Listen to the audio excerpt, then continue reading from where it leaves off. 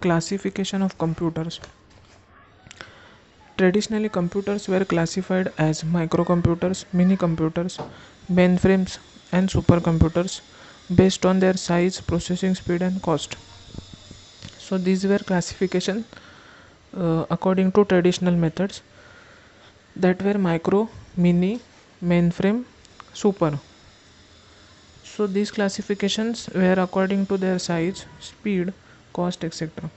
However, this classification is no longer relevant because with rapidly changing technology, new models of computers are introduced every few months, having much higher performance and costing less than their preceding model. So each year new computers are coming into market with advancement in technology. First are notebook computers, which are also called laptops. These notebook computers are portable computers mainly meant for use by people who need computing resource whenever they go. So these are portable computers, and these are computers which are meant to be used in a car or on the go while they are uh, while they are traveling. Also, they should be able to work. A notebook computer uses an almost full-size keyboard, a flat screen, liquid crystal color display, and a trackball. So this notebook computer has keyboard, then it has a flat screen, which is display also, and a trackball stick, that means for mouse, or a touchpad. So these were notebook features of notebook computers. With fully charged battery, a laptop can operate for few hours. So they were charged, or they are charged. Even nowadays, we use laptop computers. If we full charge that battery of laptop, we can operate for few hours. Laptops normally run MS-DOS, MS Windows, or Linux operating system.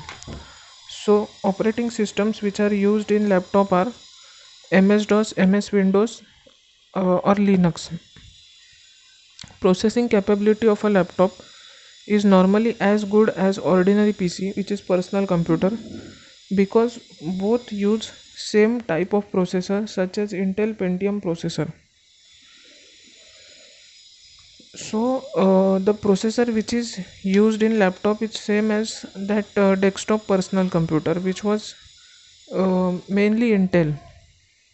However, microprocessors for laptop are designed to dynamically adjust their performance with available power to provide maximum power saving.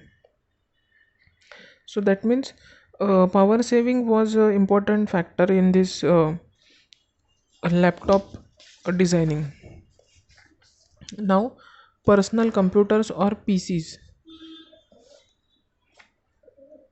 We are familiar with this type of computers, which are PCs. A PC is a non-portable general purpose computer. So that means we cannot use it on the go. It is a general purpose computer that fits on a normal size office table, leaving some space, leaving some writing space to keep writing pad and other office stationery, and used by one person at a time, that is single user oriented.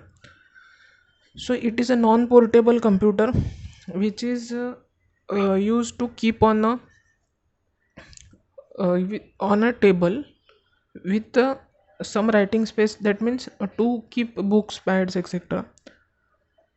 Now PCs are now very common everywhere and can be found in offices, classroom, homes, hospitals, shops, clinics, etc. So they are very popular, and nowadays also they are used in offices, classroom, homes, hospital, shops, clinics, etc.